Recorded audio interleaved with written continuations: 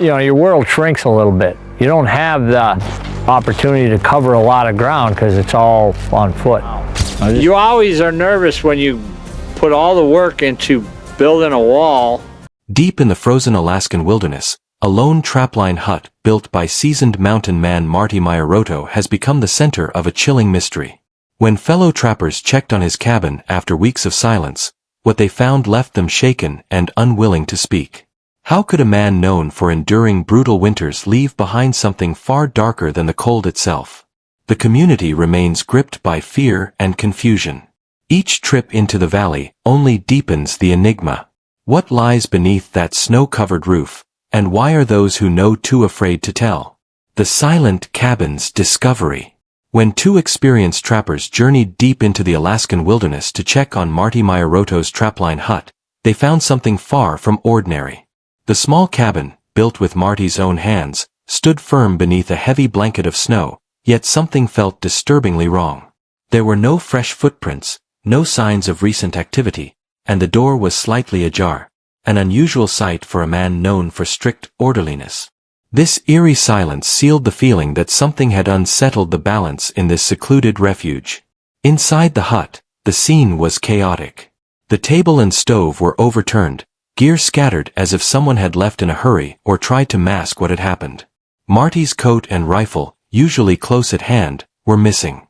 The stove was cold, and a half-full mug of frozen water sat abandoned, small but telling signs of unusual absence.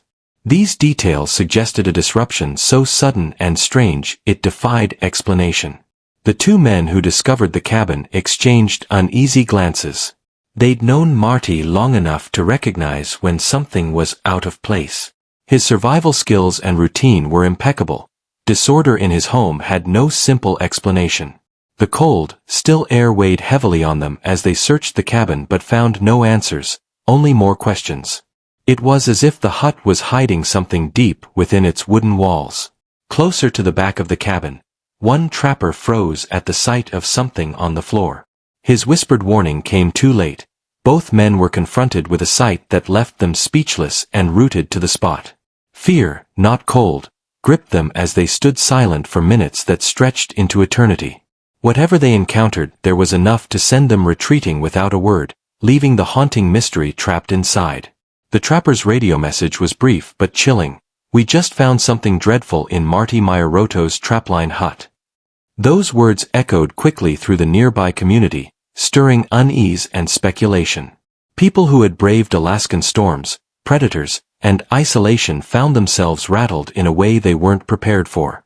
The wilderness had kept one of its darkest secrets, dropping a veil of silence over the cabin. Efforts to return to the cabin quickly met with resistance. The original trappers refused to go back, each citing a personal limit reached deep within their souls.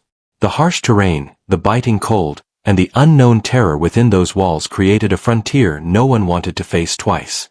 The cabin became a symbol, not of survival, but of something long buried and perhaps best left undiscovered. Heavy snow soon buried the trails, swallowing the hut and cloaking the valley in silence once again. But rather than quieting the story, the snow seemed to amplify the questions. Why had Marty disappeared without a trace, and what had caused such an unsettling scene? The answers remained locked beneath the frozen forest canopy, leaving the community in a growing state of worry and fascination. The unsettling discovery of the cabin's interior deepens when we look closer at the man who lived there, his life, his routine, and why his absence sent ripples through an already tough community. Marty Meierotto's life and routine. Marty Meierotto was no stranger to the wild. Every winter, he lived off the grid in a primitive one-room log cabin set hundreds of miles away from any town or civilization. Known to disappear for weeks or even months, Marty had cultivated a life built on solitude, survival, and sheer resilience against the brutal Alaskan winters. He thrived in the silence and cold that would overwhelm most people in a single day. His neighbors in the remote region were often skeptical of him. Some admired his toughness, while others whispered suspicions born from his reclusive nature. Marty's very existence was an enigma. Viewers saw him on the show Mountain Men, where his grit and skill navigating relentless conditions earned him a reputation as one of Alaska's most formidable figures. Yet those who truly knew him understood his solitary life was both a choice and a necessity. Routine was Marty's anchor. Each day brought a relentless cycle of checking traps, repairing gear, and bracing against the wilderness's harsh mood swings. His logs and notes detailed weather, trap counts, and sketches of the terrain, evidence of meticulous planning and a deep connection to the land. Nothing was left to chance in his world, a testament to a man whose survival depended on order and precision. His cabin was not just a place to stay, it was a fortress against the elements and a spot where every item had its right use and right place. Marty's carefulness and habits concerning his living space were somehow the making of his survival strategies. He viewed even the very slightest signs of disorder or negligence as being out of his domain, and hence, the state of disarray existing in the cabin was all the more surprising to the visitors who happened to find it. Marty was a person who had an existence full of oppositions, and this was not only the case with his survival abilities. The severe nature of his surroundings, along with the loneliness, sometimes purified his character, but at other times, he became a riddle. He had very serious issues indeed, but only a handful of people were able to understand, or even imagine what was going on in his mind in those hours of solitude. The logs that he left behind told only a small part of the interconnected and complex nature of the choices and happenings that were more than just living in the woods. The moment reports started to emerge that Marty had disappeared for several days, an aura of worry and fear pervaded the area. His friends, as well as fellow trappers, had a hard time being silent and not showing up at the usual places. In a region where survival was not only a matter of communication and routine, silence was indeed very concerning. With this understanding of Marty's life and character, the tale of the first men who dared approach the cabin becomes all the more compelling and unsettling. When the first two trappers set out to check on Marty's cabin, their minds were heavy with questions and unease. The cold Alaskan air bit sharply, and the snow crunched loudly beneath their boots as they trudged through the sprawling wilderness. Silence was their only companion, broken only by the faint groan of frozen ground and whispers of wind weaving through ancient pines.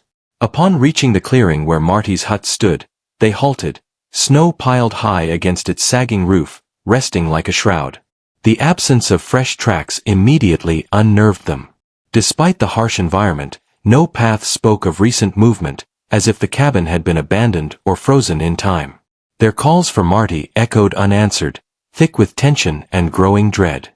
The door stood ajar, which was unusual for Marty, known for barricading his space against the elements. Cautiously, one man brushed snow from the handle and pushed it open. The creak of the door seemed unnaturally prolonged, stretching into the stillness like a warning.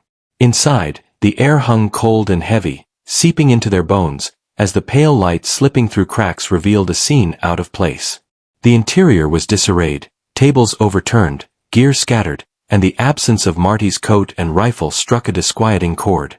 The cold stove and a half-filled mug of frozen water told of recent use, but absence of presence. It resembled a place abandoned in haste or purposefully staged. The trappers' unease deepened as they grasped that what lay before them was no ordinary wilderness hardship. Then came the moment that froze them both. At the back of the hut, one man spotted something on the floor. His warning, barely a whisper, was overshadowed by a silent recognition that whatever it was dreadful and inexplicable. The sight left them speechless, not from cold but something far heavier, a crushing dread that burrowed deep into their hearts. The two men lingered in tense silence, the quiet stretching as if to swallow them whole. With no words to explain the horror, they retreated and closed the cabin door behind them, as the snow began falling more fiercely, erasing the tracks of their fearful exit. Once back at base camp, their radio message was short but unmistakable. They had found something dreadful inside Marty's hut. The news spread quickly, rippling through the tightly knit Alaskan community. People familiar with facing nature's threats sensed an uncommon terror, igniting questions and fears that only grew heavier in the gathering cold. The uneasy tension surrounding Marty's cabin only thickens as a larger search party sets out to uncover what secrets remain buried beneath its frozen roof. The search party's return visit. The tension surrounding Marty Meierotto's Trapline hut only deepened as a larger search party prepared to revisit the mysterious site. This new team comprised 3 locals familiar with the unforgiving terrain and a wildlife officer who had once worked alongside Marty. They packed lightly, ropes, flashlights, water, ready for a cautious but thorough investigation. Although none spoke it aloud, all silently wondered what could have unsettled the first 2 trappers so profoundly. The journey was harsh despite the melting snow. Icy patches and deep drifts challenged their every step. When they arrived at the clearing, the hut appeared as silent and frozen as before, half buried beneath a thick layer of snow. The wind swept across the roof, almost as if nature itself wished to erase the cabin from memory.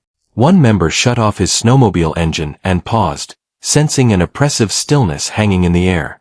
The moment they reached the door, tiny particles of dust danced in the weak light coming from outside and settled down in the silent room. It was as if everything had been stopped. The chair that had fallen over, tools lying around, and Marty's jacket that was incongruously clean on the floor close to a window. The rifle had still not been found, which was in line with earlier reports, but other incidents indicated that the place had been occupied very recently. The ashes in the stove were cold, which indicated that the fire had been stoked days ago. Thus, the lack of footprints outside was questioned. The wildlife officer conducted a very detailed and extensive inspection of the room, and, spotting something very light on the floor, the traces were wooden floor. These marks do not at all belong to a person or to their daily life, nor did they resemble the traditional woodwork scratching by tools, but instead seemed to suggest that a huge object had been dragged and then halted all of a sudden. The officer's light caught a small flash of something bright for a moment, and he immediately turned it off, allowing his face to express how irritated he was. He had no justification for his actions when he ordered the group to leave right away. Their exit was characterized by silence and slowness, the heaviness of discomfort tearing them down like the cold mountain air. They did not speak for quite a while when they finally emerged into the dim light.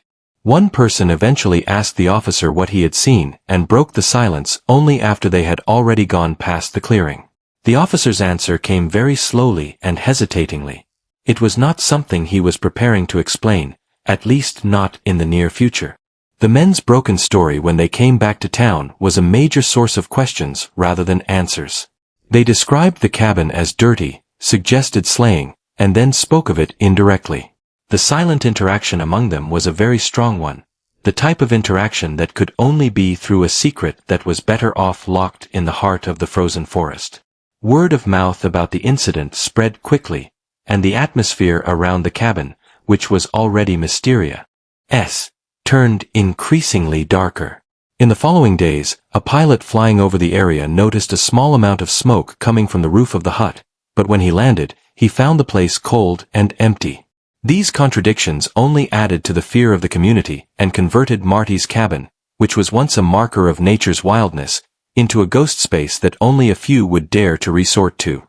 The fragile barrier that marked the line between nature and the secrets had become more dangerous than anyone had imagined. The lingering unease surrounding Marty's Trapline hut gave rise to changing local perceptions and rumors that shaped the wider community's reaction. The mystery of Marty Meierotto's Trapline hut spread quickly through the Alaskan community, evolving from a missing person case into something far more unsettling. Conversations in town shifted away from Marty himself and toward the unspoken secrets tied to his cabin, secrets no one seemed willing to confront directly. Neighbors shared fragmented stories, each version different but threaded with the same unease. Some insisted a note had been found, a brief and cryptic message hinting at Marty's final state of mind. Few had seen it clearly, yet its rumored words, "I had to do it. I had no other option. That was it," circulated widely, deepening the sense of dread. Speculation flourished. Some believed Marty had been hiding from someone or something. Others whispered about darker acts that might have occurred inside the hut. A few claimed the place itself felt alive with a terrible secret, transforming from a symbol of survival into a space people instinctively feared. The uncertainty cast the cabin as a kind of invisible trap, one better avoided than understood. Even Marty's longtime friends grew tight-lipped, reluctant to discuss him or the search that followed his disappearance. Newcomers learned quickly to tread lightly when the subject surfaced. Trails leading to the hut, once traveled by trappers and snowmobilers, became avoided paths marked only by an unspoken boundary. Late-night sightings fueled the growing tension. Several people reported brief flickering lights near the hut's location, glimmers that vanished when anyone approached. At first, skeptics dismissed the stories, but as more witnesses came forward, even the doubters grew quiet. The unexplained lights raised unsettling questions. Was someone still out there? Or was the cabin's lingering presence manifesting in ways no one wanted to explain? Local authorities remained guarded, acknowledging rumors but offering no clarity. The wildlife officer who had joined the search soon withdrew from public life, and those who had accompanied him seemed changed, quieter, withdrawn, carrying a weight that followed them home. Their silence became one more sign that whatever happened at the Trapline hut had left an imprint too deep to discuss. The weight of unanswered questions presses down, setting the stage for the profound impact this mystery has left on everyone connected to the cabin, and the wilderness that claimed its secrets. The unseen secret's lingering impact. Silence still hangs over Marty Meierotto's Trapline hut, a weight that deepens with each unanswered question. Despite investigations, no clear explanation has emerged for what disturbed the cabin or why those who found it were so shaken. Something unseen seems to linger in that frozen valley, casting a long shadow over a wilderness known for danger but not for fear. Those who approached the hut returned altered, quiet, pale, and burdened in ways they struggled to describe. A wildlife officer who once worked with Marty withdrew from the woods entirely, as did others involved in the search. Their changed behavior suggests that whatever occurred in the cabin left an emotional or spiritual imprint rather than a physical threat. Locals uphold a rule of silence, a kind of respect for things that cannot speak for themselves. One searcher warned, "You will see things you are not allowed to talk about," echoing the community's refusal to acknowledge the cabin's darkness. This silence preserves peace, yet it fuels curiosity among outsiders and raises the question of what truths remain buried where human endurance meets unforgiving nature. Speculation continues to thrive. Some say that Marty had a secret that was too big to be revealed, and it consequently led him to live a solitary life. Others think that there might have been an intruder, or that somehow it was just a supernatural occurrence.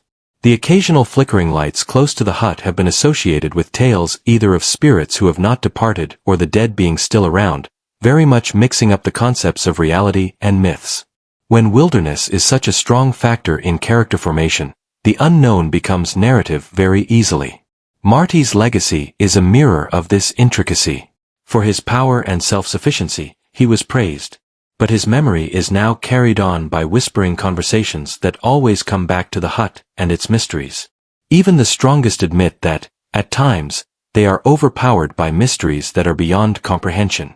The path to the cabin is now hidden completely by the seasonal snows, but the story still comes up every winter as the cold does.